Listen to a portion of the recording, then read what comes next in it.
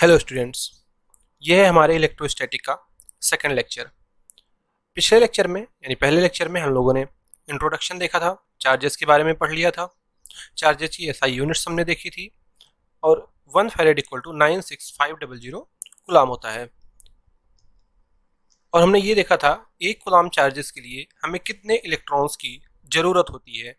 एक coulomb charge में हमें 6.25 इंटू 10⁻18 इलेक्ट्रॉन्स की ज़रूरत होती है। हमने उसके बाद method of production of charges पढ़ा था, जिसमें पहला था फ्रिक्शन, दूसरा था बाय इंडक्शन मेथड, तीसरा था bye conduction method. Conduction method में हमने देखा था कि जो चार्जेस का डिस्ट्रीब्यूशन होता है वो उनकी रेडियस के रेशियो के हिसाब से होता है। यानी जो चार्जेस आफ्टर डिस्ट्रीब्यूशन जो चार्जेस का रेशियो होता है वही उनके रेडियस का भी रेशियो होता है। उसके बाद हमने प्रॉपर्टी ऑफ चार्जेस के बारे में डिस्कस किया था।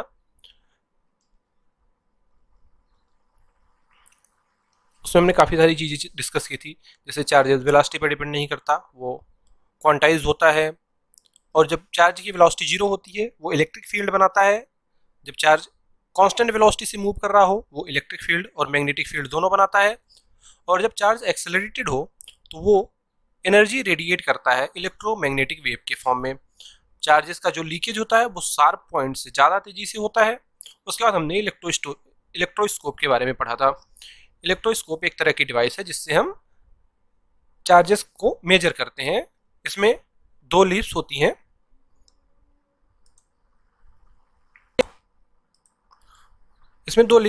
जैसे आप देख रहे हैं यहाँ पे, ये एक कंडक्टिंग मेटल रॉड से बंधी होती हैं और ऊपर की प्लेट जो भी एक कंडक्टिंग प्लेट होती है। जब किसी चार्ज बॉडी को हम इस कंडक्टिंग प्लेट के पास लेके आते हैं तो उसी के बराबर अपोजिट चार्ज इस पर डेवलप हो जाता है और इस प्लेट पर चार्ज डेवलप होने की वजह से वो चार्ज इन फॉइल्स पर डेवलप होता है और चार्ज डेवलप होने की वजह से इन फॉइल्स के बीच में रिपल्सन होता है। और इसी रिपल्सन की मदद से हम पता कर पाते हैं कि इस बॉडी पर या इस रॉड पर कितना चार्ज था। अब आते हैं आज के लेक्चर पर। हम पिछले लेक्चर से रिलेटेड कुछ क्वेश्चन देखेंगे, उसके बाद आगे बढ़ेंगे। तो पहला क्वेश्चन है कि इसमें से कौन से चार्जेस पॉसिबल हैं। जैसे पहला ऑप्शन है 2 कूलम चार्ज, दूसरा 1.39 कूलम। तो एक एक करके देखते हैं हम कौन से चार्जेस पॉसिबल है और कौन से चार्जेस पॉसिबल नहीं है, और अगर पॉसिबल नहीं है तो वो क्यों पॉसिबल नहीं है। जैसे हमारा पहला है 2 कूलम चार्ज। जैसे आपने पिछले लेक्चर में देखा था, हमें 1 कूलम चार्ज के लिए 6.25 इंटू 10⁻18 इतने इलेक्ट्रॉन्स की जरूरत पड़ती है।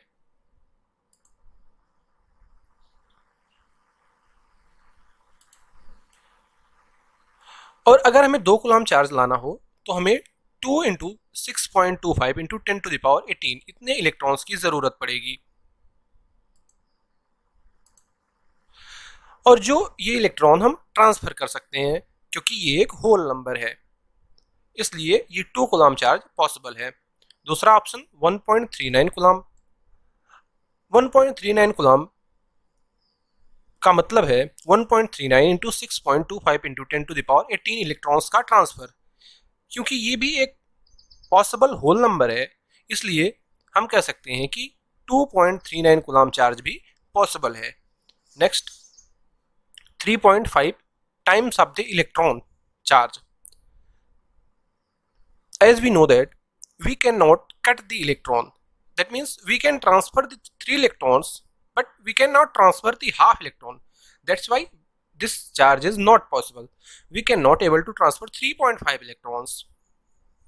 Next हमारा नेक्स्ट ऑप्शन है 5/3 गुलाम।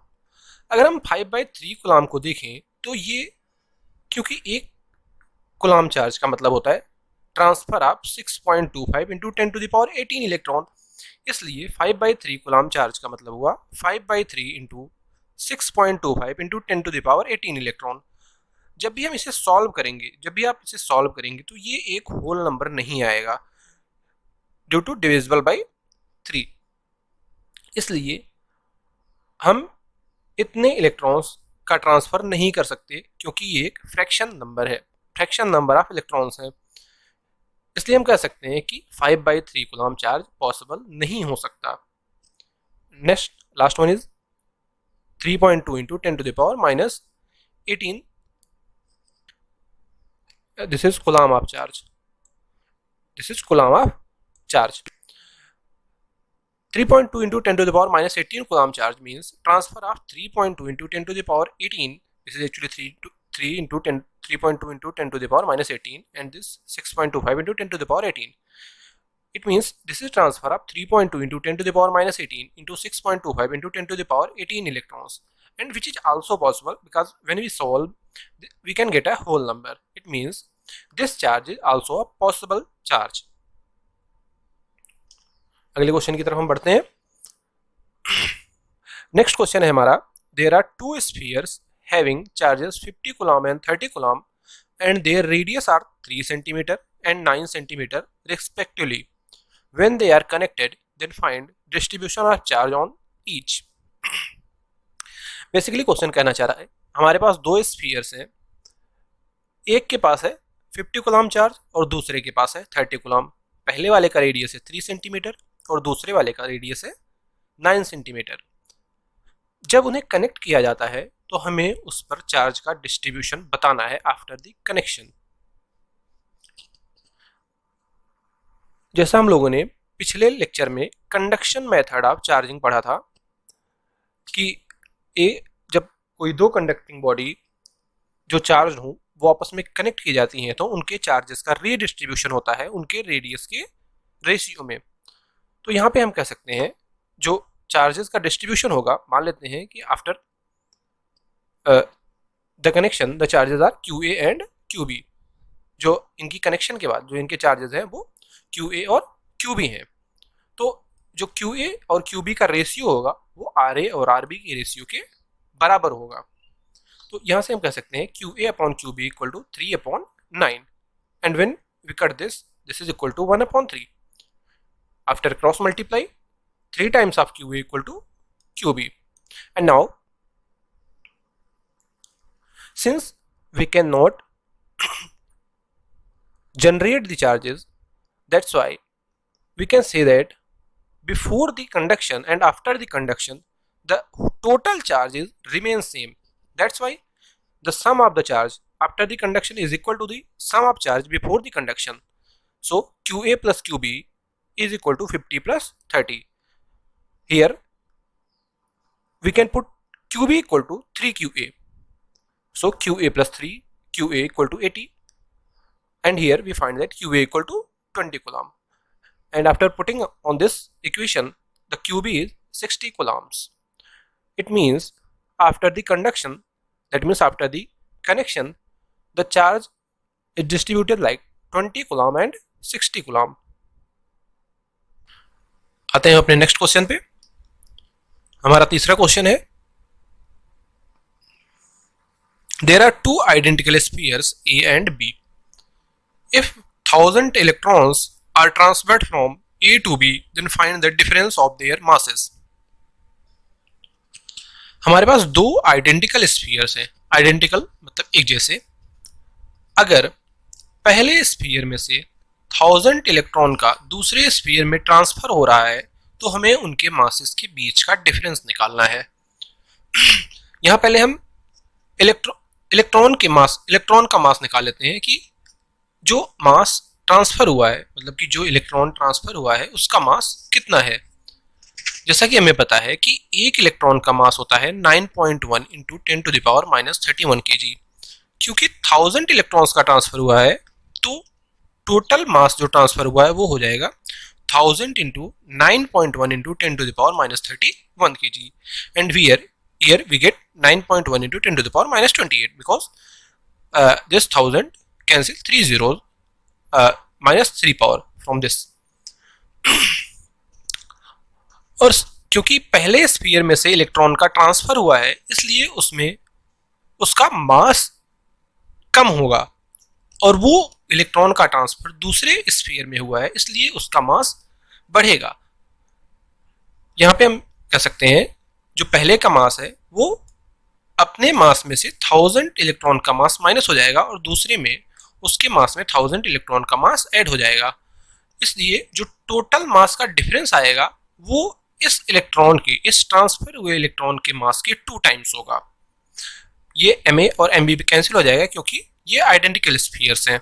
सो जो टोटल मास ट्रांसफर होगा वो होगा 2 into 9.1 into 10 to the power -28 kg, and here we can solve this and find 1.82 into 10 to the power -27 kg।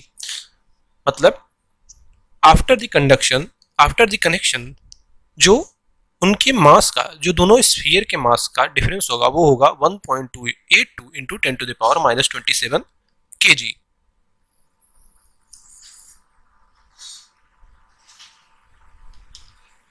आते हैं अपने नेक्स्ट क्वेश्चन पे हम।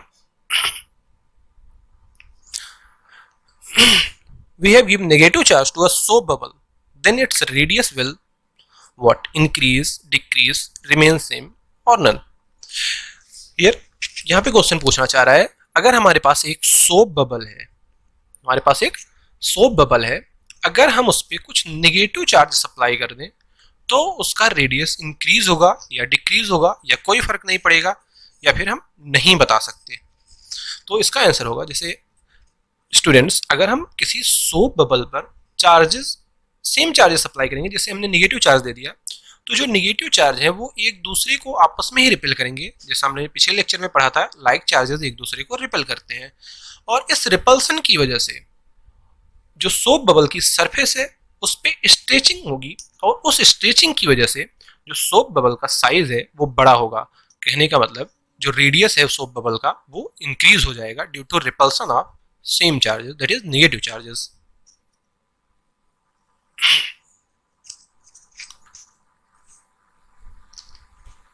आते हैं अपने नेक्स्ट क्वेश्चन पे। नेक्स्ट क्वेश्चन है हमारा, if there are two spheres of equal radius having one is solid and other is hollow, then which sphere hold more charges? पहला ऑप्शन हमें दिया गया है सॉलिड, दूसरा ऑप्शन हॉलो, तीसरा बोथ होल्ड सेम चार्जेस, चौथा we can not say. Basically question कह रहा है कि हमारे पास दो स्फीयर्स हैं, एक ऐसा स्फीयर है जो हॉलो है मतलब कि खोखला है, और दूसरा स्फीयर है जो भरा हुआ है मतलब सॉलिड है। तो क्वेश्चन में पूछा जा रहा है कि कौन सा स्फीयर ज्यादा चार्ज अपने पास रख सकता है। पिछले लेक्चर में हमने पढ़ा था जो चार्ज है वो सरफेस पे डिपेंड करता है, किसी बॉडी की सरफेस पर डिपेंड करता है कि उस पर कितना चार्ज प्रेजेंट होगा। क्योंकि दोनों स्फीयर्स का रेडियस इक्वल है तो हम कह सकते हैं कि जो दोनों के सरफेस एरिया है, चाहे वो हॉलो हो चाहे यहाँ पे सॉलिड हो, दोनों की सरफेस एरिया 4πr² के इक्वल होगी।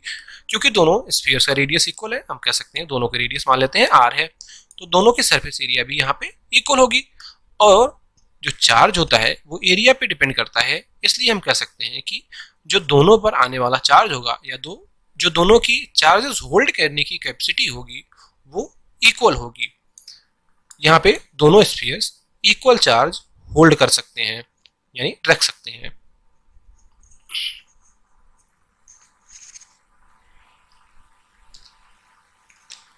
हमारा अगला क्वेश्चन है, next question number 6। There is 1 gram of solid having 5 into 10 to the power 22 atoms. If we remove 1 electron from 0.1% atoms, then a sphere will gain how much charge? यहाँ पे question कहना चाह रहा है कि हमारे पास कोई एक सॉलिड है और उसमें total 5 into 10 to the power 22 atoms हैं, और अगर इतने नंबर ऑफ एटम्स की 0.1% एटम में से, इस टोटल नंबर ऑफ एटम्स के 0.1% ऑफ एटम्स में से अगर हम इलेक्ट्रॉन्स एक इलेक्ट्रॉन्स निकाल दें तो स्फीयर पर कितना चार्ज आएगा। यहां पर हम अप्रोच यूज करेंगे कितने नंबर ऑफ एटम में से एक इलेक्ट्रॉन निकाला गया और मल्टीप्लाई बाय चार्ज। जैसे क्योंकि 0.1% एटम में से इलेक्ट्रॉन्स निकाले जा रहे हैं और हर एक एटम में से एक इलेक्ट्रॉन निकाला जा रहा है, तो यहाँ पे हम कह सकते हैं जो टोटल नंबर ऑफ इलेक्ट्रॉन निकाले गए वो हैं 0.1 upon 100 into 5 into 10 to the power 22. This is total number of atom and this is 0.1% of its. And here we can solve this and can get 5 into 10 to the power 19. It means कि 5 into 10 to the power 19 number of electrons उस solid से निकाले गए हैं। और क्योंकि एक electron का चार्ज होता है 1.6 into 10 to the power minus 19 electron minus 19 coulomb, तो जो टोटल चार्ज आएगा वो आएगा 1.6 into 10 to the power minus 19 into 5 into 10 to the power 19। यहां से जब हम सॉल्व करेंगे इसकी वैल्यू आएगी 8 कूलम, मतलब कि उस आइटम पर 8 कूलम का चार्ज आएगा। यहाँ पे आप देख रहे हैं प्लस लिखा हुआ है क्योंकि इलेक्ट्रॉन्स निकाले जा रहे हैं, इसका मतलब उस सॉलिड में जो प्रोटॉन्स का नंबर है वो ज्यादा हो रहा है, इसलिए उस सॉलिड पे जो चार्ज आएगा वो प्लस चार्ज आएगा। यहाँ पे बहुत से बच्चे कंफ्यूज हो सकते हैं, वो इलेक्ट्रॉन का charge minus 1.6 into 10 to power minus 19 लिख सकते हैं, बट इलेक्ट्रॉन के निकालने से प्रोटॉन की संख्या बढ़ेगी, इसलिए वहां पे हम प्लस कंसीडर करेंगे क्योंकि उस सॉलिड पे फिर प्लस चार्ज आएगा इलेक्ट्रॉन के निकलने की वजह से। ये हम लोगों ने पिछले लेक्चर में भी हमने आपको एक्सप्लेन किया था, इलेक्ट्रॉन के निकलने से प्लस चार्ज आता है और इलेक्ट्रॉन गेन करने से माइनस चार्ज आता है।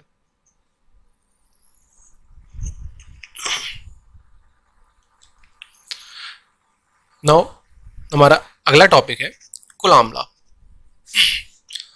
कूलॉम लॉ क्या है? जैसे हमने पिछले लेक्चर में पढ़ा था कि जो चार्जेस होते हैं वो एक दूसरे पर फोर्स लगाते हैं।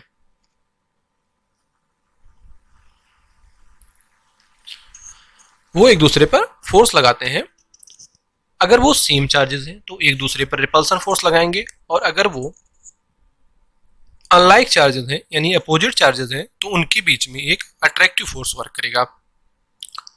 कूलॉम ने उसी फोर्स को निकालने का फार्मूला दिया था, उसी फोर्स को एक्सप्लेन किया था। तो अकॉर्डिंग टू कूलॉम लॉ, अगर हमारे पास दो चार्जेस हैं, मान लेते हैं एक चार्ज है Q1 और दूसरा चार्ज है Q2, तो उनके बीच में एक इलेक्ट्रोस्टैटिक फोर्स, उनके बीच में एक अट्रैक्शन या रिपल्सिव फोर्स लगेगा। उस फोर्स को हम कहते हैं इलेक्ट्रोस्टैटिक फोर्स। उस फोर्स को नाम दिया गया इलेक्ट्रोस्टैटिक फोर्स। मतलब चार्जेस के बीच में जो फोर्स लगता है उसे बोलते हैं इलेक्ट्रोस्टैटिक फोर्स। तो according to Coulomb law, the electrostatic force which exists between two charges is directly proportional to the product of the magnitude of the charges and inversely proportional to the square of distance between them। मतलब कि जो electrostatic force होता है वो charges के magnitude के multiply के directly proportional होता है और उनके बीच की डिस्टेंस के स्क्वायर के इनवर्सली प्रोपोर्शनल होता है। इन मैथमेटिक वे मान लेते हैं हमारे पास दो चार्जेस हैं, एक Q1 और एक दूसरा है Q2।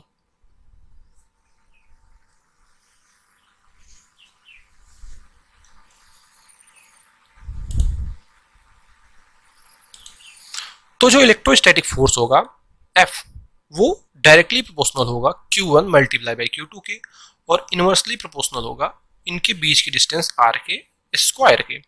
यहाँ से अगर हम दोनों चीज़ों को कंबाइन करें तो हम कह सकते हैं जो फोर्स है वो डायरेक्टली प्रोपोर्शनल है Q1 Q2 by R square के। अगर हम यहाँ पे प्रोपोर्शनल हटाएंगे तो हमें एक कांस्टेंट का यूज करना पड़ेगा। मान लेते हैं ये कांस्टेंट कुछ है K, मतलब दो चार्जेस के बीच में जो लगने वाला फोर्स है F वो इक्वल होता है K Q1 Q2 by R square के। यहाँ पे K है इलेक्ट्रोस्टैटिक कांस्टेंट। जो K की वैल्यू होती है उसे हम लिखते हैं 1/4 पाई एप्सिलॉन। K की जो वैल्यू है वो 1/4 पाई एप्सिलॉन से डिनोट की जाती है।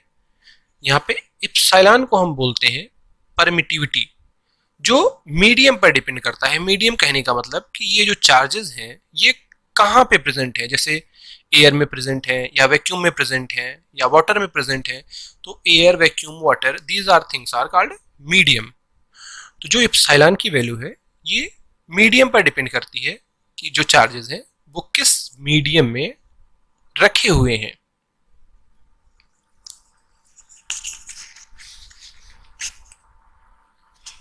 वैक्यूम के लिए इस इप्सिलॉन को हम इप्सिलॉन नॉट से डिनोट करते हैं।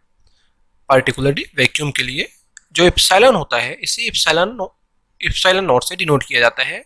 इसे हम कहते हैं परमिटिविटी ऑफ वैक्यूम और एयर। और जो इप्सिलॉन है, अगर हम इसे इप्सिलॉन नॉट के टर्म में डिनोट करें तो इप्सिलॉन की वैल्यू होती है epsilon r into epsilon naught. Epsilon naught तो हमें पता है कि परमिटिविटी ऑफ वैक्यूम और एयर है। इप्सिलॉन आर को बोलते हैं रिलेटिव परमिटिविटी। रिलेटिव परमिटिविटी कहने का मतलब कि किसी मीडियम की परमिटिविटी वैक्यूम के कंपैरिजन में कितने टाइम्स अधिक है या कम है, उसी को हम बोलते हैं रिलेटिव परमिटिविटी। यहां से अगर हम इप्सिलॉन आर की वैल्यू निकालेंगे तो इप्सिलॉन आर को हम बोलते हैं रिलेटिव परमिटिविटी, मतलब कि किसी भी मीडियम की जो परमिटिविटी है वो वैक्यूम की परमिटिविटी से कितने टाइम्स अधिक है या कितने टाइम्स कम है, इसी को हम बोलते हैं रिलेटिव परमिटिविटी। यहां से हम इप्सिलॉन आर की वैल्यू को लिख सकते हैं epsilon upon epsilon naught, epsilon r की equal to epsilon upon epsilon naught. Vacuum के लिए हम इप्सिलॉन आर को 1 कह सकते हैं, तब इप्सिलॉन की वैल्यू इप्सिलॉन नॉट के बराबर होगी। कूलॉम ने के की वैल्यू वैक्यूम के लिए निकाल के बताया कि जो ये इलेक्ट्रोस्टैटिक कांस्टेंट के है इसकी वैल्यू 9 इंटू 10⁹ के बराबर होती है। और जो ये इलेक्ट्रोस्टैटिक कांस्टेंट के है, इलेक्ट्रोस्टैटिक कांस्टेंट के की वैल्यू होती है 9 इंटू 10⁹ वैक्यूम के लिए। और यहाँ से अगर हम इप्सिलॉन नॉट की वैल्यू निकालने की कोशिश करें तो इप्सिलॉन नॉट को हम लिख सकते हैं इप्सिलॉन नॉट यहाँ जाएगा और के नीचे आएगा, तो इप्सिलॉन नॉट की वैल्यू हो जाएगी 1/4 पाई के। जब यहाँ पे आप के की वैल्यू रखेंगे तो इप्सिलॉन नॉट की वैल्यू आती है 8.85 into 10⁻12। This is called Coulomb law. Now we explain some more thing in Coulomb law. Vacuum के लिए इप्सिलॉन आर की वैल्यू 1 होती है, वाटर के लिए इप्सिलॉन आर की वैल्यू 81 होती है, और मेटल्स के लिए इप्सिलॉन आर की वैल्यू इनफाइनाइट होती है। सीजीएस सिस्टम में जो के की वैल्यू है वो 1 होती है, क्योंकि सीजीएस सिस्टम में जो हम फोर्स को डाइन में कैलकुलेट करते हैं, फोर्स की यूनिट सीजीएस सिस्टम में डाइन होती है, वहां पे के की वैल्यू 1 होती है। तो एफ की वैल्यू जो होती है वो Q1 Q2 upon R square हो जाती है, क्योंकि के की वैल्यू 1 हो गई है। डायमेंशंस की बात कर लेते हैं। फोर्स की डायमेंशन हमें पता है ml⁻²। यहां से अगर हम के की डायमेंशन निकालें, यहां से अगर आप के की वैल्यू कैलकुलेट करेंगे, आर स्क्वायर को इधर मल्टीप्लाई करेंगे, Q1 Q2 नीचे आ जाएगा, तो यहां से के की वैल्यू आ जाएगी F r square upon Q1 Q2। एफ की जो डायमेंशन होती है वो ml⁻² होती है, mass into acceleration, mass into acceleration. R radius है, मतलब लेंथ है, एल स्क्वायर चार्ज, चार्ज को हम a इंटू टी लिख सकते हैं। क्यों? क्योंकि जो करंट होता है, आगे हम पढ़ेंगे, करंट की वैल्यू होती है चार्ज अपॉन टाइम, और करंट की जो यूनिट है वो एम्पियर है, तो वहां से हम लिख सकते हैं Q equal to I T, यानी charge equal to current into time. इसलिए Q की जो यूनिट है या डायमेंशन है वो लिखी गई है a इंटू टी। दूसरी Q की भी a इंटू टी हो जाएगी। यहां से हम कैलकुलेट करेंगे, एल स्क्वायर यहाँ एल से मल्टीप्लाई होगा, l⁻3, टी और टी स्क्वायर ऊपर जाएंगे तो power -2, total t power -4, a और a स्क्वायर ऊपर जाएंगे तो -2। टोटल जो k की डायमेंशन आएगी वो ml³ t power -4 a power -2 हो जाएगी।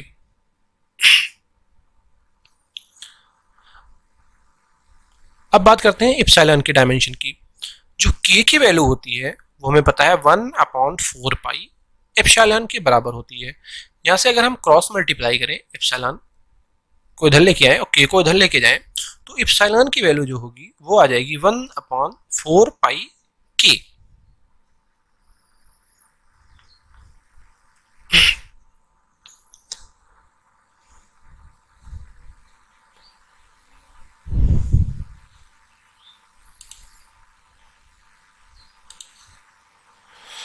मान लो 1/4 पाई की जो वैल्यू है वो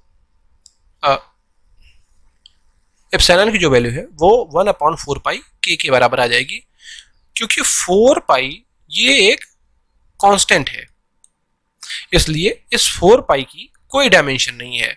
हम कह सकते हैं डायमेंशन किसकी है, सिर्फ के की, इसलिए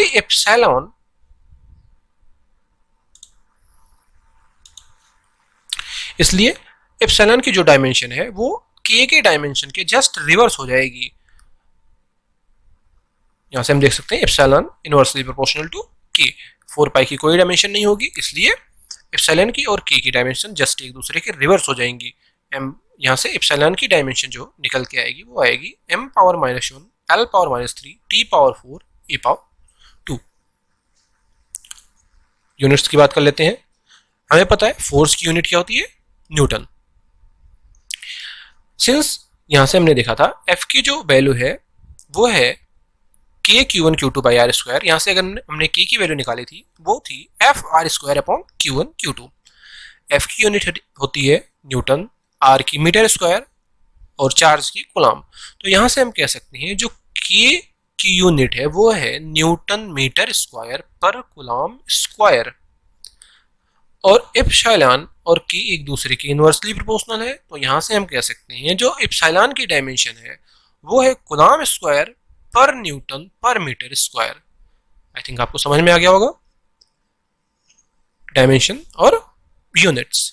डायमेंशन के की है m l power 3 t power -4 a power -2, और एप्सिलॉन की डायमेंशन के की डायमेंशन की जस्ट रिवर्स है m power -1 l power -3 t power 4 a power 2।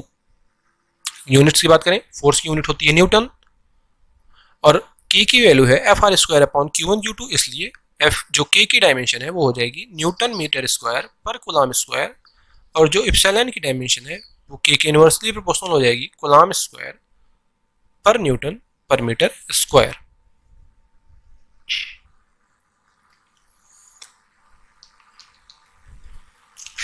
आगे बढ़ते हैं, कुछ और देखते हैं कि मीडियम का क्या इफेक्ट होता है इलेक्ट्रोस्टैटिक फोर्स पर।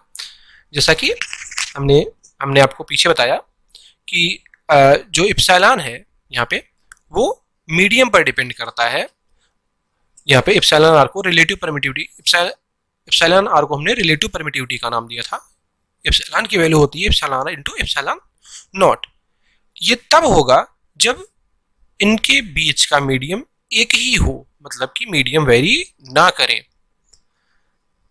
लेकिन हम मान लेते हैं हमारे पास दो चार्जेस हैं, जैसे ये हमारी फर्स्ट कंडीशन है, ये हमारा चार्ज है Q1 और Q2, इनके बीच का ये पूरा जो एरिया है वो सेम मीडियम से भरा हुआ है, इसलिए यहाँ पे जो F की वैल्यू हो जाएगी वो 1/4 pi epsilon naught into epsilon r Q1 Q2 by are square हो जाएगी। यहाँ पे K या एप्सिलॉन आर बात एक ही है, हम लिख सकते हैं दोनों, क्योंकि एक कांस्टेंट ही है, रिलेटिव परमिटिविटी को डिनोट करते हैं, या डाइलेक्ट्रिक कांस्टेंट भी उसे हम कह सकते हैं, डिनोट करते हैं। लेकिन मान लेते हैं दूसरे केस में हमारे पास दो चार्जेस हैं Q1 और Q2, इनके बीच का केवल ये जो एरिया है ये किसी दूसरे मीडियम से फील्ड है और बाकी ये दो एरिया दूसरे मीडियम है। मतलब कि यहाँ पे एक बीच में कोई एक तीसरी बॉडी रख दी गई या दूसरा मीडियम रख दिया गया है।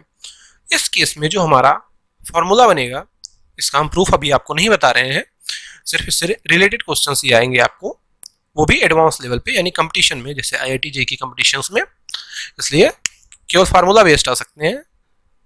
यहाँ पे जो इलेक्ट्रोस्टैटिक फोर्स की वैल्यू होगी 1/4 pi epsilon naught Q1 Q2 upon R minus T plus T root के होल स्क्वायर। यहाँ हम कह सकते हैं इनके बीच की जो डिस्टेंस है वो चेंज हो गई है, वो एक्चुअल डिस्टेंस से चेंज हो गई है, जिसे हम नाम दे सकते हैं इफेक्टिव डिस्टेंस। मतलब कि ये जो डिस्टेंस इनके बीच की थी R, ये चेंज हो गई, मतलब उसकी वैल्यू बदल गई, उसे हम कहेंगे effective distance due to presence of this small medium in between these charges. और जो इफेक्टिव डिस्टेंस की वैल्यू होगी वो total distance minus thickness of this medium plus thickness of this medium multiply by √2 times its dielectric constant or relative permittivity. Here we can see that R equal effective distance equal to this R is the total distance minus T is the thickness of this medium plus T root K, where K is the dielectric constant or relative permittivity of the this medium, relative permittivity of the this medium.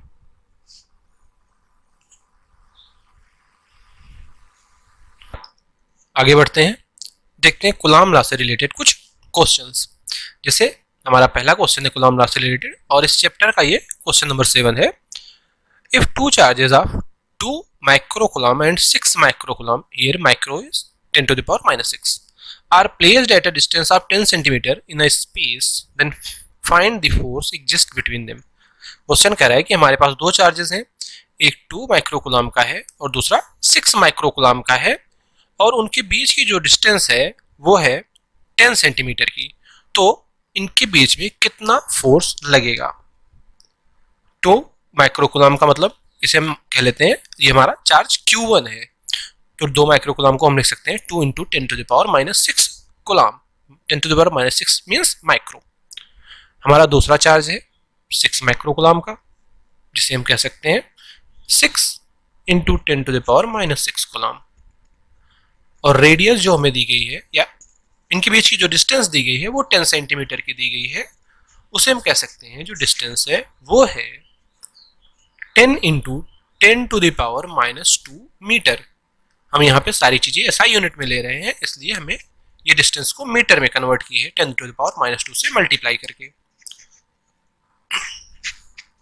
According to Coulomb law जो force की value होती है वो equal होती है K Q1 Q2 by R square की। यहाँ पे हमें कोई मीडियम के बारे में नहीं बताया गया है, इसलिए हम मीडियम को वैक्यूम या एयर ही मान के चलेंगे। जहाँ पर भी क्वेश्चन में हमें मीडियम के बारे में नहीं बताया जाएगा, हम वहाँ पे मीडियम को वैक्यूम या एयर ही मानेंगे। यहाँ पे K की वैल्यू हो जाएगी 9 into 10 to the power 9 vacuum के लिए। हमारा चार्ज Q1 है 2 into 10 to the power minus 6, दूसरा चार्ज Q2 है 6 into 10 to the power minus 6, R की वैल्यू है 2 into 10 to the power minus 2 उसका होल स्क्वायर। 9 into 2 यहाँ पे 18 लिख सकते हैं हम, multiply by 6 and 10 to the power this 9 minus 6 and minus 6 that means minus 12, और यहाँ 2 का स्क्वायर होगा 4, 10 to the power minus 2 का स्क्वायर होगा 10 to the power minus 4। जब आप इसे 18 into 6 को अपॉन 4 को सॉल्व करेंगे ये आएगा 27, और ये 9 minus 12 हो जाएगा -3, और ये -4 ऊपर जाएगा प्लस का 4 बनेगा, इसलिए हम कह सकते हैं ये वैल्यू आएगी 27 into 10 to the power -3 plus 4, या यहाँ से आप कह सकते हैं जो फोर्स की वैल्यू है वो आएगी 270 न्यूटन, यानी इनके बीच में 270 न्यूटन्स का फोर्स एग्जिस्ट करेगा। और यहाँ पे दोनों चार्जेस पॉजिटिव चार्जेस है, तो ये जो फोर्स है वो रिपल्सिव फोर्स होगा, मतलब जो ये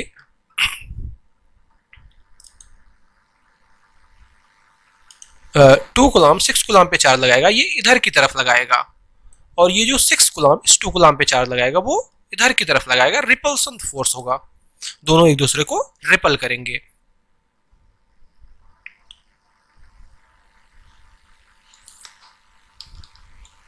आते हैं अपने दूसरे क्वेश्चन पे, नेक्स्ट क्वेश्चन पे, क्वेश्चन नंबर 8।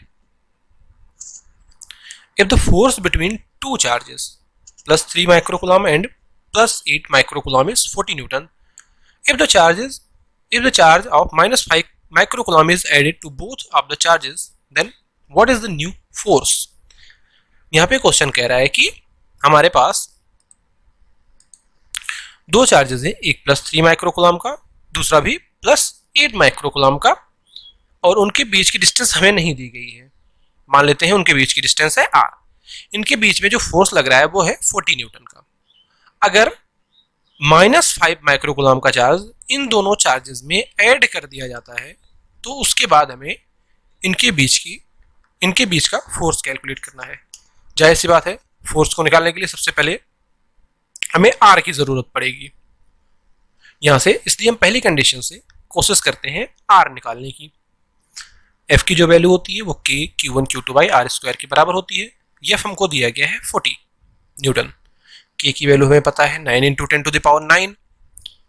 Q1 की value 3 into 10 to the power -6 है। जो Q2 है उसकी value 8 into 10 to the power -6 है। आर की वैल्यू हमें नहीं दी गई है, कैलकुलेट करना है। एज इट इज लिख देते हैं, यहाँ से क्रॉस मल्टीप्लाई करेंगे, आर इधर जाएगा और 40 नीचे आ जाएगा।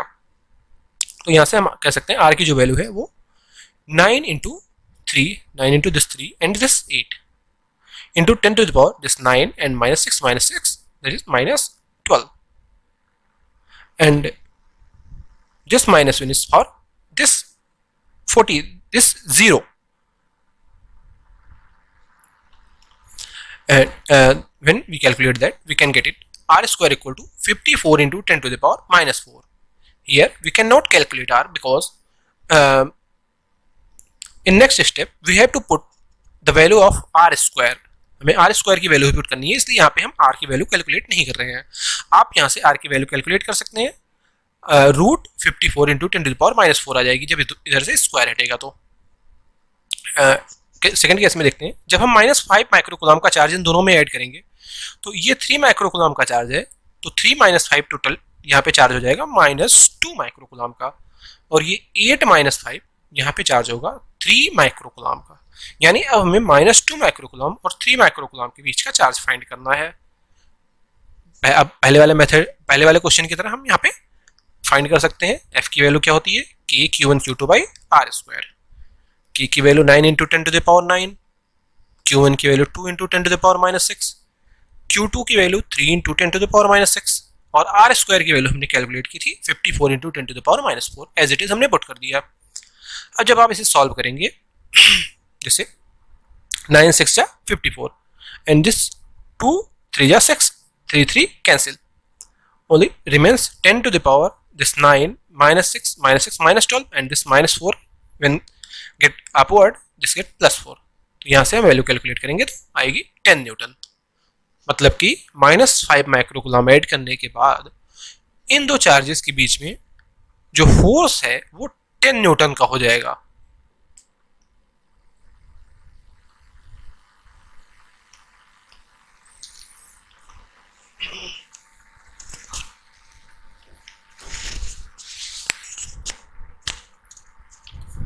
आगे बढ़ते हैं हम अपने इस चैप्टर के क्वेश्चन नंबर 9 की तरफ। Two charged particles are kept in the air at a distance of r, then force on each particle is F.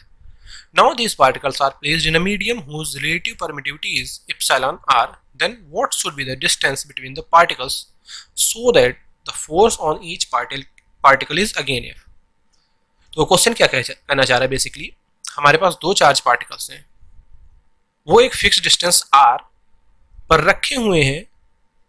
यहाँ पर हमें मीडियम दिया गया है, एयर है, मतलब दो चार्ज पार्टिकल Q1 और Q2 मान लेते हैं, दोनों चार्ज पार्टिकल हैं Q1 और Q2, ये एयर में रखे हुए हैं एक फिक्स डिस्टेंस r पर। तो इनके बीच का कुछ फोर्स F एग्जिस्ट कर रहा है। अब इस पूरे सिस्टम को मतलब Q1 Q2 और इनकी फिक्स डिस्टेंस को एक किसी दूसरी जगह शिफ्ट किया जाता है, किसी दूसरे मीडियम में रख दिया जाता है, उसकी रिलेटिव परमिटिविटी हमें दी गई है एप्सिलॉन r। तो हमें बताना है अब जो नई डिस्टेंस है उनके बीच की ये जो डिस्टेंस है वो कितनी रखी जाए कि इनके बीच का फोर्स F ही रहे। तो यहाँ पे हम कह सकते हैं पहले केस में जब ये दोनों चार्जेस एयर में थे तो जो F की वैल्यू है वो होगी K Q1 Q2 by r square, sorry this is r square, this is r square. यहां से हम कह सकते हैं जो F की वैल्यू है वो होगी K Q1 Q2 by r square. अब अगला केस कंसिडर करते हैं हम। इस पूरे सिस्टम को हमने कहाँ रख दिया, एक मीडियम में। अब इनके बीच की डिस्टेंस मान लेते हैं कुछ r1 है, इन दोनों चार्जेस के बीच की डिस्टेंस है r1। अभी जो हमारी फोर्स की वैल्यू होगी वो होगी 1/4 पाई एप्सिलॉन। यहाँ पे एप्सिलॉन को epsilon r into epsilon naught से रिप्लेस किया गया है, जैसा कि हमने कूलम लॉ में पढ़ा था, एप्सिलॉन की वैल्यू होती है epsilon r into epsilon naught into Q1 Q2 by R1 square. और हमें कहा गया है कि जो ये फोर्स है ये पहले वाले फोर्स के बराबर होना चाहिए, तो हम इस नए वाले फोर्स को पहले वाले फोर्स के बराबर कर देते हैं। यहाँ पे आप देख सकते हैं पहला वाला फोर्स था 1/4 pi epsilon naught Q1 Q2 by R square, और मीडियम में रखने के बाद फोर्स है 1/4 pi epsilon r into epsilon naught Q1 Q2 by R1 square. यहाँ से Q1 Q2 एक दूसरे से कैंसिल हो जाएंगे, 4 पाई से 4 पाई कैंसिल हो जाएगा, और एप्सिलॉन नॉट से एप्सिलॉन नॉट कैंसिल हो जाएगा। जो टोटल वैल्यू आएगी वो 1/r square equal to 1 epsilon r into R1 square हो जाएगी। और यहाँ से जब हम क्रॉस मल्टीप्लाई करेंगे एक दूसरे की तरफ, तो R1 की ये R स्क्वायर की वैल्यू हो जाएगी epsilon r into R1 square. यहाँ से अगर हम R1 स्क्वायर निकालें तो एप्सिलॉन आर यहाँ पे नीचे आ जाएगा डिनोमिनेटर में, तो R1 की वैल्यू हो जाएगी R upon root epsilon r. मतलब कि अभी मीडियम में रखने के बाद हमें जो डिस्टेंस है वो R upon root epsilon naught R times रखनी पड़ेगी अगर हमें फोर्स को कांस्टेंट रखना है, मतलब कि फोर्स को F ही रखना है।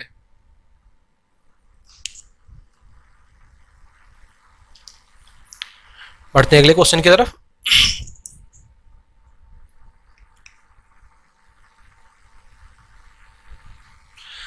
क्वेश्चन नंबर 10 कह रहा है 2 point charges 1 microcoulomb and 10 microcoulomb are separated by a distance of r, then what will be the ratio of force acting on each? This is action not, this is acting on each. Question कहना चाह रहा है कि हमारे पास दो charges हैं, एक 1 microcoulomb का, दूसरा 10 माइक्रोकूलम का, तो इनके ऊपर जो फोर्स एक्सर्ट हो रहा है इसका रेशियो क्या होगा। मान लेते हैं हमारे पास दो चार्जेस हैं, ये Q1 और Q2, एक 1 माइक्रोकूलम का, एक 10 माइक्रोकूलम का, ये एक फिक्स डिस्टेंस r पर रखे हुए हैं। जो फर्स्ट चार्ज Q1 है, Q2 की वजह से इस पे लगने वाला चार्ज है F12। तो अगर हम F12 की वैल्यू निकालेंगे वो होगी K Q1 Q2 by R square. This is R12 vector, that means the force exert on this side, force exert on this side, repulsive force. अब जो दूसरे चार्ज यानी Q2 पर फोर्स है वो होगा K Q1 Q2 by R square R21, मतलब कि फोर्स इधर साइड लगेगा अपोजिट डायरेक्शन में। यहाँ पे ये यूनिट वेक्टर्स हैं, इनकी वैल्यू 1 होगी। आगे हम जब कूलम लॉ का वेक्टर फॉर्म पढ़ेंगे वहाँ पे इसे समझ पाएंगे, लेकिन अभी आप सिर्फ मैग्नीट्यूड पर ध्यान दें। तो इन पे जो लगने वाले फोर्सेज हैं इनका मैग्नीट्यूड आपस में इक्वल ही है, K Q1 Q2 by R square K Q1 Q2 by R square, दोनों एक दूसरे को इक्वल फोर्स से रिपेल करेंगे। इसलिए हम कह सकते हैं इन पर लगने वाले फोर्स का जो रेशियो है वो 1:1 ही होगा, मतलब कि दोनों फोर्स आपस में इक्वल ही होंगे।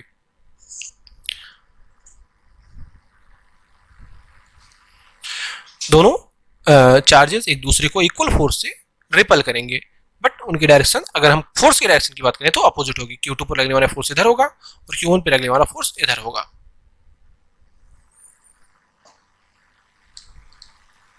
आते हैं अपने नेक्स्ट क्वेश्चन की तरफ, क्वेश्चन नंबर 11।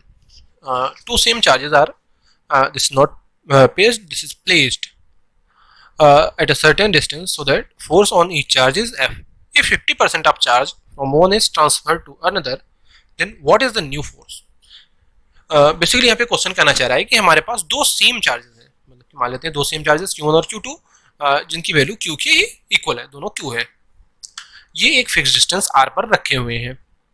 अब सेकेंड केस में कह रहा है कि जो पहला चार्ज है इसकी 50% वैल्यू, मतलब कि इसकी हाफ चार्ज हम दूसरे चार्ज पर लेके चले जा रहे हैं, यहाँ पे ट्रांसफर कर दे रहे हैं, तो इनके बीच का फोर्स कितना होगा।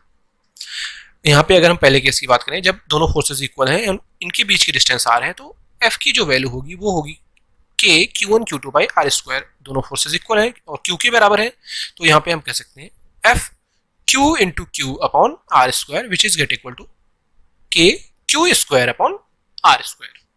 यहाँ पे Q इंटू Q स्क्वायर हो जाएगा।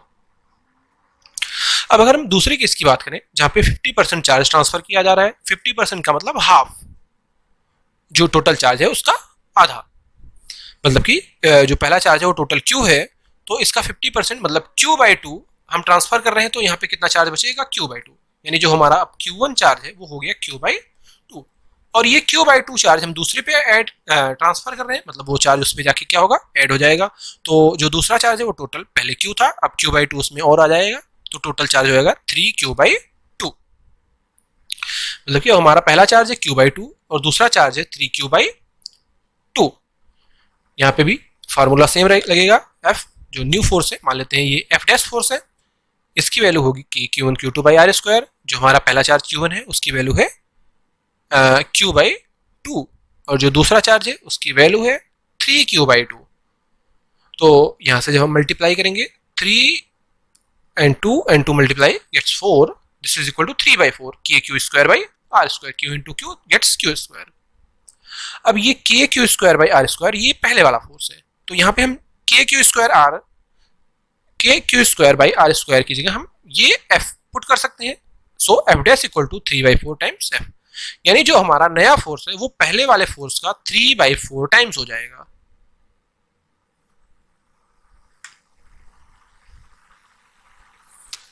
मतलब कि 50% ट्रांसफर करने पे जो हमारा न्यू फोर्स है वो पहले वाले फोर्स के 3/4 टाइम्स हो जाएगा।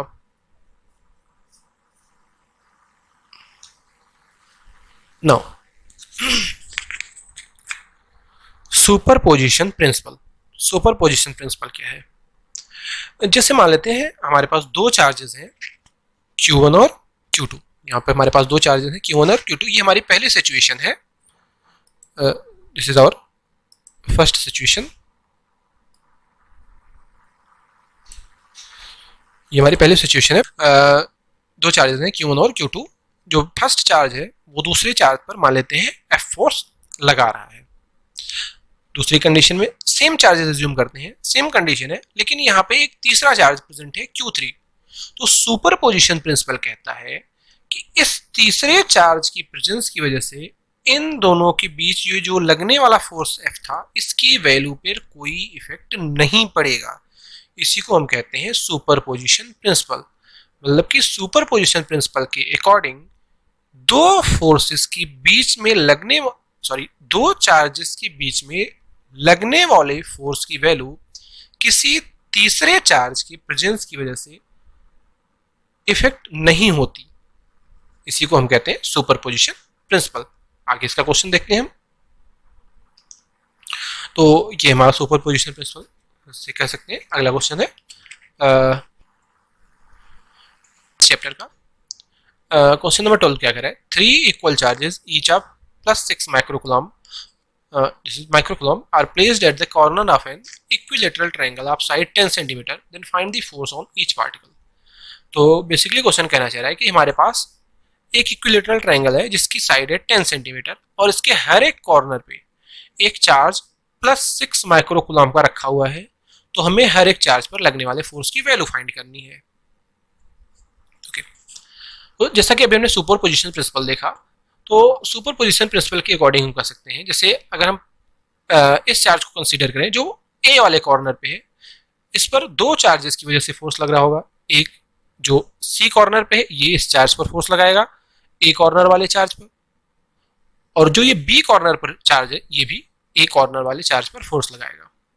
अब सिंस ये सारे चार्जेस पॉजिटिव चार्जेस हैं, तो जो सी वाला ए कॉर्नर वाले चार्ज पर फोर्स लगाएगा वो रिपल्सिव होगा।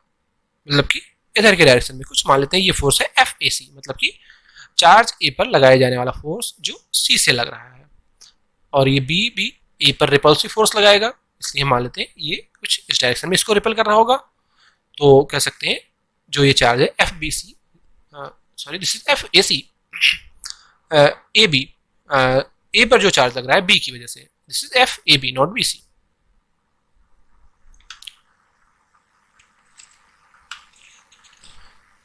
मान लेते हैं सिंप्लिसिटी के लिए ये चार्जेस हम Q एज्यूम करके चल रहे हैं, बाद में हम इसकी वैल्यू पुट करेंगे,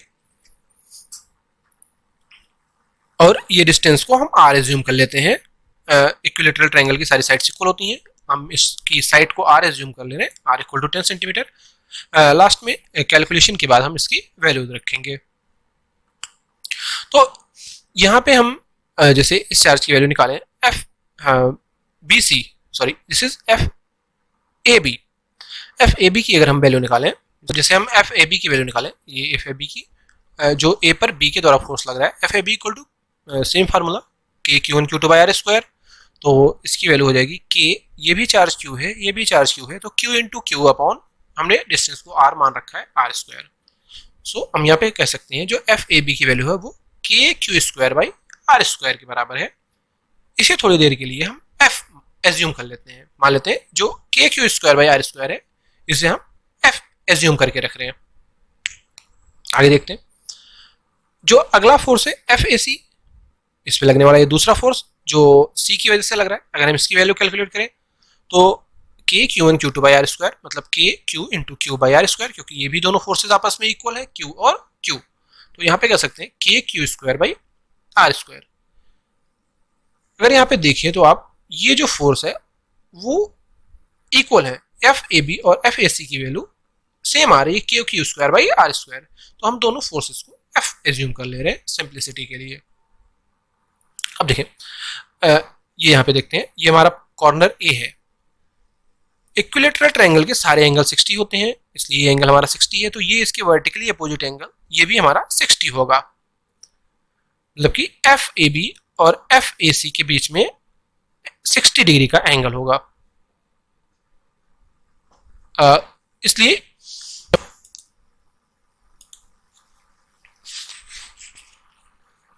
तो यहाँ पे हम कह सकते हैं जो एफ ए बी और एफ ए सी के बीच का एंगल है वो 60 डिग्री है, क्योंकि जो फोर्स होता है वो एक वेक्टर क्वांटिटी होता है, हमने क्लास 11th में ही पढ़ा था। तो ये जो फोर्सेज हैं ये वेक्टर की तरह ऐड होंगे और इनका रिजल्टेंट कुछ आएगा इस तरह से इनके मिड में। अकॉर्डिंग टू वेक्टर, दो वेक्टर का जो रिजल्टेंट वेक्टर होता है वो एफ की वैल्यू या रिजल्टेंट वेक्टर की वैल्यू होती है रूट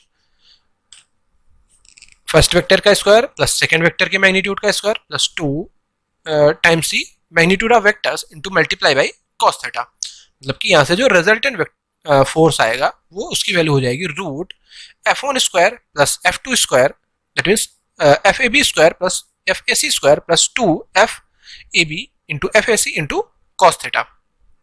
अब ये दो फोर्सेज, दोनों फोर्सेज एफ के इक्वल आए हैं, तो यहाँ से हम लिख सकते हैं root F square plus 2 F into cos 60। Cos 60 की वैल्यू 1/2 होती है, यहाँ से 2 इंटू 2 कैंसिल हो जाएगा, तो जो टोटल फोर्स की वैल्यू आ जाएगी वो 3 F square, this is F square plus F square 2 F square and this is 1 F square, total 3 F square. तो यहाँ से जो रिजल्टेंट फोर्स आ रहा है वो आ रहा है root 3 times of the F. अब हम एफ की वैल्यू पुट करते हैं K Q square by are square. यहाँ पे क्यू और आर की अगर हम वैल्यूज पुट करें, क्यू की वैल्यू है जो हमें चार्ज दिया गया था 6 माइक्रोकूलम और आर की वैल्यू है 10 सेंटीमीटर। 10 सेंटीमीटर है इसलिए हमको इसे मीटर में बदलना पड़ेगा, 10 into 10 to the power -2 metre. जब आप इस पूरे को सॉल्व करेंगे तो इसकी वैल्यू आएगी root 3 into 9 into 36, this is root 3 into 9 into 6 square 36, 10 to the power, this is 9 minus 12 because the 2 square and this 10 to the power -2 into 10 को हम कह सकते हैं ये 10 to the power -1 हो जाएगा, और इसका स्क्वायर करेंगे तो ये 10 to the power -2 होगा और ऊपर जाके +2 बनेगा, इसलिए ये +2 लिखा गया है। आगे इसकी वैल्यूज हम देख रहे थे, यहां से root 3 into 9 into 36 into 10 to the power -1 ये आएगा अप्रॉक्स सॉल्व करने पे 56.1168 न्यूटन। अब क्योंकि हम कह सकते हैं यहाँ पे जो चार्जेस का डिस्ट्रीब्यूशन है, यहाँ पे जो अगर हम चार्जेस का डिस्ट्रीब्यूशन देखें बिल्कुल इन अ सिमिलर वे है, यहाँ पे भी एक चार्ज क्यू है, यहाँ पे भी सेम चार्ज क्यू है, यहाँ पे भी सेम चार्ज क्यू है और इनके बीच की डिस्टेंसेज इक्वल है, तो हम कह सकते हैं क्योंकि सिमेट्री है इसलिए हम कह सकते हैं कि यहाँ पे जो फोर्सेस लग रहे हो इन अ सिमिलर मैनर में लग रहे हैं। जैसे जो C है A पर इधर फोर्स लगा रहा है FAC, उसी तरह C पर A फोर्स लगा रहा होगा इधर की तरफ और C पर B फोर्स लगा रहा होगा इधर की तरफ। और यहाँ पे भी जब हम इन फोर्सेस को सॉल्व करेंगे इसकी वैल्यू भी बिल्कुल KQ square by R square के बराबर आएगी, और यहाँ पे भी एंगल 60 डिग्री का है इसलिए एंगल होगा 60 डिग्री का, और इनका रिजल्टेंट कुछ इस यहाँ पे आएगा जो जो सेम होगा, इसी के बराबर। इसी तरह बी पे भी हम लगने वाला फोर्स जब फाइंड करेंगे तो बी पर सी फोर्स लगाएगा रिपल्सिव इधर की तरफ, और बी पर ए की वजह से फोर्स लगेगा इधर की तरफ। इन द सेम वे जब हम रिजल्टेंट फाइंड करेंगे तो हमारा रिजल्टेंट कुछ इधर की तरफ आएगा। तो हम कह सकते हैं जो तीनों चार्जेस पर लगने वाला फोर्स है वो इक्वल आएगा जब आप सॉल्व करेंगे, यानी बी पर भी और सी पर भी लगने वाला फोर्स जो है वो 56.1168 न्यूटन के बराबर ही आएगा, बस इनकी डायरेक्शंस अलग अलग हो जाएंगी। यहां से जो एफ ए है, यहां से जो एफ ए है ये इधर की तरफ लगेगा, एफ बी कुछ इधर की तरफ लगेगा, और ये एफ सी कुछ इधर की तरफ लगेगा। हमने F B F A find कर लिया 56.1168 न्यूटन।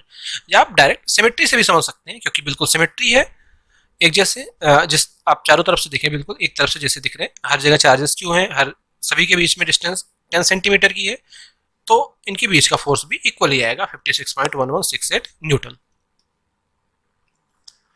आगे बढ़ते हैं अपने क्वेश्चन नंबर 13 की तरफ। 4 equal charges of plus q are placed at the corners of a square whose side is a, then find the force on each charge। Question कह रहा है कि एक स्क्वायर है, एक ये स्क्वायर है, इसके हर एक कॉर्नर पर एक चार्ज प्लस क्यू रखा हुआ है। हमें फाइंड करना है हर एक चार्ज पर कितना फोर्स लग रहा है। हम आपको एक चार्ज पर फोर्स फाइंड करके बताएंगे, बाकी आप इसी तरह से अदर चार्जेस पर भी निकाल सकते हैं। जैसे अगर हम ए कॉर्नर वाले चार्ज की बात करें तो इस पे 3 चार्जेस की वजह से फोर्स लग रहा होगा। एक जो बी कॉर्नर पे है ये इस पर इधर की तरफ फोर्स लगा रहा होगा, इसे हम नाम देते हैं एफ ए बी। एक सी कॉर्नर पर लगने वाला सी कॉर्नर पर जो चार्ज है वो इस पर ए पर फोर्स लगा रहा होगा, रिपल्सिव फोर्स है, सेम चार्जेस है, इसलिए ये फोर्स कुछ इधर की तरफ होगा एफ ए सी। डी पर लगने वाला चार्ज ए कॉर्नर डी पर रखा हुआ चार्ज ए कॉर्नर पर रखे चार्ज पर फोर्स लगा रहा होगा कुछ इधर की तरफ, क्योंकि दोनों सेम चार्जेस हैं तो रिपल्सिव फोर्स लगेगा। अब ये जो स्क्वायर है इसकी साइड में दी गई है ए है, तो यहां से हम इसका डायगोनल फाइंड कर सकते हैं बाय पाइथागोरस थ्योरम। यहां से जो ये डायगोनल एडी है इसका स्क्वायर बराबर होगा बाय पाइथागोरस थ्योरम के AC square plus CD square के, और AC और CD दोनों एक ही बराबर है, तो यहाँ से AD square equal to A square plus A square equal to 2 square. यहाँ से जब हम AD की वैल्यू फाइंड करेंगे ये स्क्वायर इधर जाएगा तो रूट बन जाएगा, AD इक्वल टू √2a। यहाँ से AD की वैल्यू आ गई √2a। अब हम फोर्सेस की वैल्यू निकालते हैं। ये FAB है, FAB according to Coulomb law force की वैल्यू होती है K Q1 Q2 by R square. यहाँ पे जो दोनों चार्जेस हैं उनकी वैल्यू है Q, सो K Q into Q upon इनके बीच की डिस्टेंस है A square, K Q into Q upon A square. यहाँ से ये वैल्यू आ जाएगी K Q square by A square. जहां हम सिंप्लिसिटी के लिए ये जो K Q square by A square है इसे F कंसीडर कर रहे हैं, इसे हम F कंसीडर कर रहे हैं। आगे देखते हैं FAC की वैल्यू निकालते हैं। According to Coulomb law F की वैल्यू क्या होगी K Q1 Q2 by R square, so K Q into Q by इनके बीच की डिस्टेंस A स्क्वायर, सो ये भी फोर्स हो जाएगा K Q square by A square, और इसे हमने F एज्यूम कर रखा है तो हम FAC को भी कह सकते हैं ये F के बराबर है। आगे देखते हैं तीसरा फोर्स FAD निकालते हैं। FAD की value K into Q1 into Q2 Q into Q upon ये जो बीच की डिस्टेंस है ये है √2a, इसलिए इसका स्क्वायर √2a का स्क्वायर, तो क्या हो जाएगा K Q square by 2a square, या √2 का स्क्वायर 2a स्क्वायर। अब अगर हम ये यहाँ पे देखिए ध्यान से तो ये हमने K Q square by A square को F कंसीडर कर रखा है, K Q square by A square को हमने F कंसीडर कर रखा है, तो ये F बाई 2 हो जाएगा। जैसे हम K Q square by A square को जब हम F लिखेंगे तो ये बन जाएगा F बाई 2। अब हम FAB और FAC का रिजल्टेंट फाइंड करते हैं, क्योंकि दोनों फोर्सेस F है, दोनों फोर्सेस की वैल्यू F के बराबर है, इसलिए हम कह सकते हैं इसका जो रिजल्टेंट आएगा ये दोनों के मिड में आएगा, मतलब कि FAD से कोइंसाइड करेगा, बिल्कुल FAD के ऊपर ही आएगा। तो यहां से हम FAB और FAC का रिजल्ट निकालते हैं, उसे नाम देते हैं कुछ F1। एफ ए बी और एफ ए सी का जो रिजल्टेंट है कुछ F1 है, इसकी वैल्यू क्या होगी, by vector root F A B square plus F A C square plus 2FAB into F A C into cos 90। क्योंकि ये एक स्क्वायर है इसलिए इनके बीच का एंगल क्या होगा 90। कॉस 90 की वैल्यू होती है 0, तो यहां से हो जाएगा root F square plus F square, total 2f square, या रूट से बाहर आएगा एफ स्क्वायर में से f बाहर आ जाएगा, तो जो F1 की वैल्यू है वो हो जाएगी रूट 2f। अब अगर हम ए पर लगने वाले नेट चार्ज की बात करें तो एक फोर्स इस पर FD लग रहा है और एक फोर्स लग रहा है F1, जो FAB और FAC का रिजल्टेंट है, दोनों सेम डायरेक्शन में बिल्कुल एक दूसरे के ऊपर है। तो हम कह सकते हैं कि जो टोटल फोर्स है वो FAD और F1 के सम के बराबर है। तो ए पर लगने वाला टोटल फोर्स FA की वैल्यू हो जाएगी FAD प्लस F1। FID की वैल्यू हमने निकाली थी F/2 और F1 की वैल्यू है रूट 2f, इसलिए क्या हो जाएगा, यहां से अगर हम f कॉमन लें 1/2 को हम ले सकते हैं 0.5 और रूट 2 की वैल्यू होती है 1.414, इसे ऐड करेंगे आप 1.914f, और f की वैल्यू क्या थी kq²/a²। तो हम कह सकते हैं जो a पर लगने वाला जो फोर्स है वो है 1.914 kq²/a²। इसी तरह से आप b, c और d पर लगने वाले फोर्सेस निकाल सकते हैं।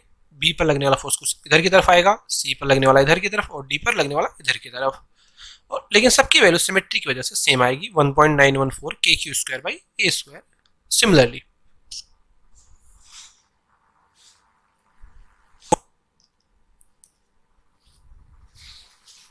आगे बढ़ते हैं, हमारा क्वेश्चन नंबर है 14। Two spheres each have charge plus q and radius is r placed at distance of 3r center to center distance, then find the force on each sphere। यहाँ पे कह रहा है कि हमारे पास दो स्फीयर्स हैं, दोनों का रेडियस है r और इनके बीच की डिस्टेंस यानी सेंटर टू सेंटर की बीच की डिस्टेंस है 3r। जैसे अगर हम ये r माइनस करें और ये r माइनस करें तो ये यानी कह सकते हैं इनके स्फीयर के अगर सरफेस के बीच की डिस्टेंस देखें ये r ही है। और अगर चार्जेस इक्वली डिस्ट्रीब्यूटेड हैं और उनके बीच में लार्ज डिस्टेंस है तो उसे हम पॉइंट चार्ज कंसीडर कर सकते हैं। मतलब कि इस स्फीयर पर टोटल जो चार्ज क्यू रखा हुआ है हम इससे इसके सेंटर पर एज्यूम कर सकते हैं, और इस स्फीयर पर भी सिमिलरली रखे हुए चार्ज को इसके सेंटर पर एज्यूम कर सकते हैं। तो अगर हम दोनों स्फीयर को पॉइंट चार्जेस माने, पॉइंट चार्जेस का मतलब कि ऐसे चार्जेस जिनकी वैल्यू उनके बॉडी के कंपेरिजन में बहुत ज़्यादा हो। यहाँ पे हम ऐसा एज्यूम कर रहे हैं कि जो चार्जेस हैं ये काफ़ी ज़्यादा हैं स्फीयर की बॉडी के कंपेरिजन में, तो इसलिए हम इसे कहेंगे पॉइंट चार्जेस, एज्यूम कर रहे हैं इसे। तो हम कह सकते हैं जो ये चार्ज क्यू है इसके सेंटर पर और ये चार्ज क्यू इसके सेंटर पर प्रेजेंट है, तो हम कह सकते हैं दो पॉइंट चार्जेस क्यू और क्यू 3r के डिस्टेंस पर रखे हुए हैं। यहाँ से अगर हम फोर्स की वैल्यू निकालें F = kq1q2/r², सो k q इंटू इनके बीच की डिस्टेंस 3r का होल स्क्वायर, यहाँ से जो वैल्यू आएगी वो आ जाएगी kq²/9r², यानी इनके बीच में फोर्स लग रहा होगा kq²/9r² के बराबर।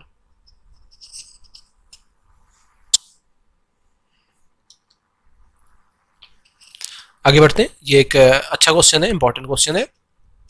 Question number 15। A charge q is divided into 2 point charges are kept at a fixed distance, then what should be the value of each part so that the force between them is maximum। हमारे पास एक charge है plus q, उसे दो part में divide किया जा रहा है और हमसे पूछा जा रहा है कि उन दो पार्ट्स की क्या वैल्यू होगी ताकि इनके बीच में लगने वाला फोर्स जो हो वो मैक्सिमम हो। मान लेते हैं जो हमने पहला पार्ट किया चार्ज का उसकी वैल्यू है x, उसकी वैल्यू है x, इसलिए जो बचा हुआ चार्ज है वो कितना होगा q - x। मान लेते हैं, लेट कर लेते हैं, ये एक फिक्स डिस्टेंस r पर रखे हुए हैं, तो इनके बीच का जो टोटल चार्ज होगा f की वैल्यू क्या होगी kq1q2/r², q1 मतलब x और ये दूसरा q2 मतलब उसका बचा हुआ पार्ट q - x। तो यहाँ से k/r², अगर हम x को अंदर मल्टीप्लाई करें तो ये क्या हो जाएगा qx - x²। अब हमने क्लास 11th में पढ़ा था मैक्सिमा और मिनिमा निकालने का तरीका, मतलब कि कब कोई चीज मैक्सिमम होती है और कब मिनिमम होती है। हम उसे डिफरेंशिएट करके 0 के बराबर रखते हैं, वहां से क्रिटिकल पॉइंट निकालते हैं जो हमारा मैक्सिमम या मिनिमम होता है। यहां से अगर हम इसे डिफरेंशिएट करें x के रिस्पेक्ट में, क्योंकि हमें इस चार्ज की वैल्यू देखनी है, x ये मैक्स इसके रिस्पेक्ट में ये वैल्यू फोर्स मैक्सिमम कब होता है, इसलिए हम इसे x के रिस्पेक्ट में डिफरेंशिएट करके 0 के बराबर रख देते हैं। k अपॉन आर स्क्वायर ये कांस्टेंट है, एज इट इज रहेगा। qx को अगर हम x के रिस्पेक्ट में डिफरेंशिएट करें तो x का डिफरेंशिएशन 1 हो जाएगा, बचेगा केवल q। x स्क्वायर का डिफरेंशिएशन होगा माइनस का 2x equal to 0। k upon R square ये 0 नहीं हो सकता क्योंकि ये कांस्टेंट है, तो q माइनस 2x 0 के बराबर होगा। यहाँ से 2x की वैल्यू क्या आ जाएगी, q के बराबर। यहाँ से हम कर सकते हैं जो x है उसकी वैल्यू q/2 के बराबर हो जाएगी। मतलब कि जब ये चार्ज इसका ये पार्ट, चार्ज का ये वाला पार्ट q/2 हो तो दूसरा चार्ज भी क्या हो जाएगा, q/2 के बराबर। मतलब कि जब हम इस q चार्ज को दो इक्वल पार्ट q/2 और q/2 में डिवाइड करेंगे तब उसके बीच का फोर्स मैक्सिमम होगा। और ये फोर्स मिनिमम कब होगा, जब ये पार्ट मतलब कि इसका एक पार्ट 0 हो जाए, मतलब कि हम उसे डिवाइड ही ना करें तो कोई फोर्स एग्जिस्ट ही नहीं करेगा, मतलब कि 0 फोर्स एग्जिस्ट करेगा। ग्राफ के मेथड से हम समझ सकते हैं। मान लेते हैं इसका एक पार्ट जो है चार्ज का वो x है, इसकी मैक्सिमम वैल्यू कितनी हो सकती है, q, मैक्सिमम q हो सकती है। तो जब ये चार्ज मतलब इसका कोई पार्ट नहीं किया होगा, x की वैल्यू जब 0 होगी तो फोर्स की वैल्यू भी क्या होगी, 0। उस वक्त एक ही चार्ज होगा और कोई फोर्स नहीं लग रहा होगा। लेकिन जब हम उसे एक स्मॉल पार्ट में डिवाइड करेंगे तो दूसरे चार्ज पर वो स्मॉल फोर्स लगाएगा। इसी तरह जब हम चार्ज की वैल्यू बढ़ाते जाएंगे फोर्स क्या होगा, बढ़ता जाएगा। और जब दोनों पार्ट इक्वल हो जाएंगे तो फोर्स की वैल्यू क्या हो जाएगी, मैक्सिमम। और जब हम फिर एक चार्ज को बड़ा करने लगेंगे दूसरे को छोटा, तो इसके बीच की फोर्स वैल्यू फिर से घटने लगेगी।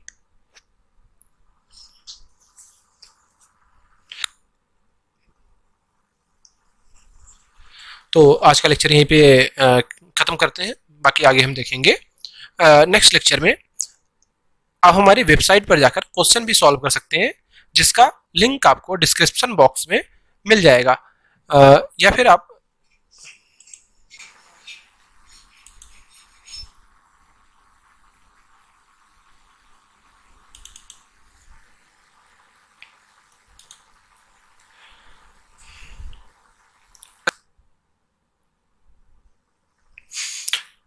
हमारी वेबसाइट पर जाकर क्वेश्चन सॉल्व कर सकते हैं और इस चैप्टर के नोट्स भी देख सकते हैं।